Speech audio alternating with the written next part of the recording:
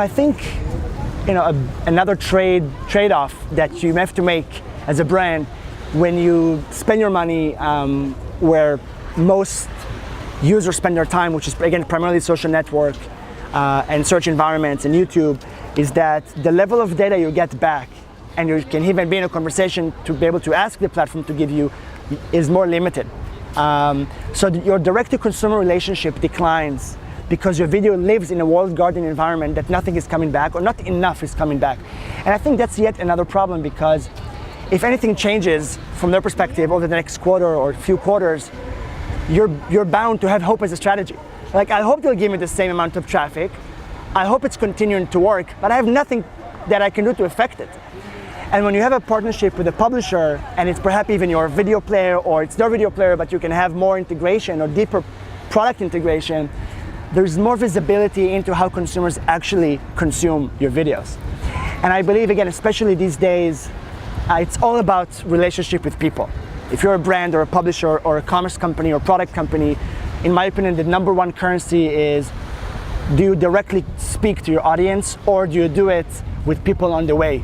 And then if that changes over time, that's a big problem. And we've seen it again and again with instant articles with Facebook, and then that changed, it affected publishers' traffic. And so I think, again, the big opportunity to have the trade-off and opportunity is to actually prioritize data and direct-to-consumer relationship via an open web environment versus platforms. And again, the advantage platforms have now is scale.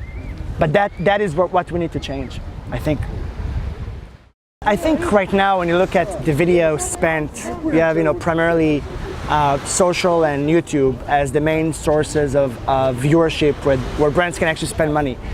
And as I think of a video, and why I'm excited about videos, because I think, one, it's the only place where I see oversubscription of demand versus supply, which means advertisers want to spend more than they can in a brand safe, contextual, relevant environment. And on that front, I think it's a huge opportunity for quality journalism to go after this market. You have about $20 billion. By 2020, the video advertising spent will be about $20 billion. So it's a massive market.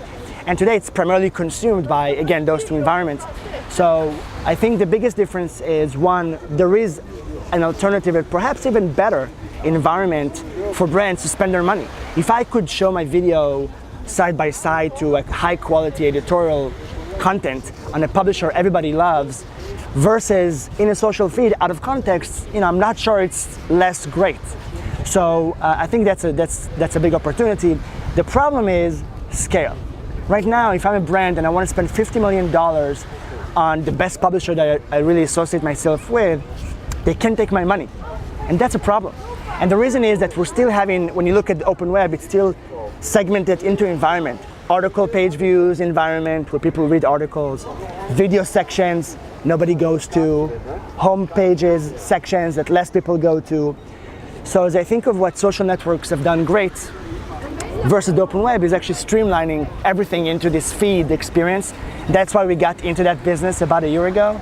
So now when you read an article and you're finished, this feed experience begins. Imagine Instagram started at the end of the article, and now every fourth or fifth card can be a video opportunity. So that's what we're betting on, which is basically evolving the open web, the safe brand, safe open web, to a feed environment where brands can be included, and something users already love, because the average person does this 50 minutes a day, right? So why should they not do it on publisher sites? So that's sort of how we think of it. And I think it's important because it might drive a lot of growth for journalism over the next 5 years.